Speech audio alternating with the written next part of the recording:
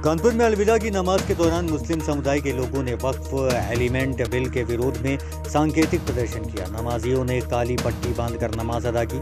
यह प्रदर्शन all India Muslim personal law board के आह्वान पर किया गया है।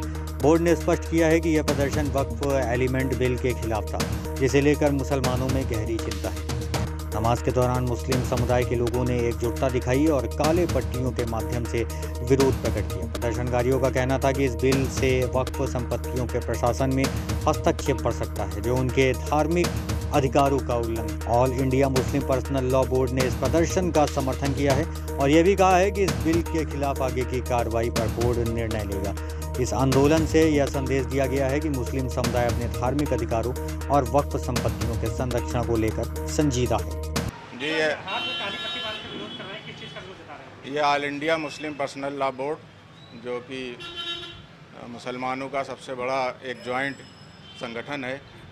इसमें सभी संगठनों, जितने भी मुस्लिम संगठन हो, चाहे जमात इस्लामी हिंद हो, चाहे जमीयत उलमा हिंद हो, उन सब के आह्वान पर आज जुमे के अलविदा जुमे के दिन ये आह्वान किया गया था कि जो केंद्र सरकार वक्फ अमेंडमेंट बिल ला रही है, उस बिल के विरोध में एक सांकेतिक विरोध जो प्रदर्शन ये काली पट्टी बांधकर किया जाएगा। उसी के नतीजे में हम लोग ये प्रदर्शन कर रहे हैं। देखिए, ये मुस्लिम पर्सनल बोर्ड की कॉल थी कि आज रमज़ान का आखिरी जुमा है। जुमे की नमाज के लिए जब लोग जाएं तो दाहिने हाथ में काली पट्टी बांधकर जाएं, ताकि ये सांकेतिक आंदोलन का एक हिस्सा बना रहे। पर्सनल बोर्ड ने इसलिए तय किया कि ये सरकार, एनडीए की सरकार, जो वक्फ संशोधन बिल ला रही है, वो वक्फ संपत्तियों को कब्जा करने के लिए ला रही है। आप जानते हैं कि भारत एक लोकतांत्रिक धर्मनिरपेक्ष देश है।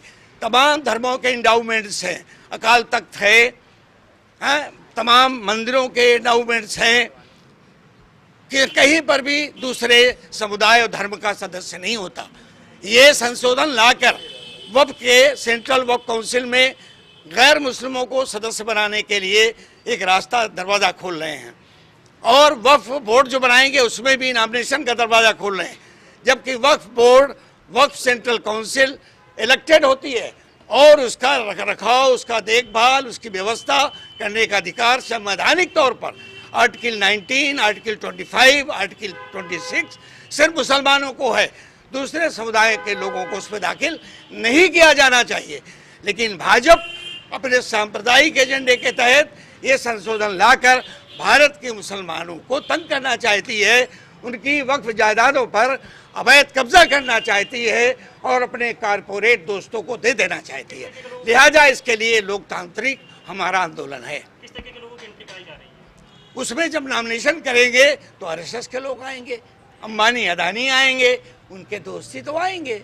जबकि संविधान कहता है कि तमाम धर्मों के इंडाउमेंट्स ट्रस्ट में उस धर्म के लोग अपनी व्यवस्था के लिए बनाएं और वही उसका इंतजाम देखें, व्यवस्था देखें।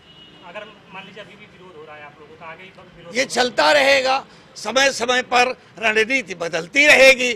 अभी तो हम लोग इसको सेंट्रलाइज किए हुए हैं, जरूरत पड़ेगी तो कॉन्स्टिट्यूंसी वाइज करेंगे, जिला वाइज करेंगे, कस्बा करियात में करेंगे, जो इनके समर्थक है उनके विधानसभा और संसद क्षेत्रों में करेंगे। आप पर्सनल लॉ बोर्ड के सदस्य भी हैं?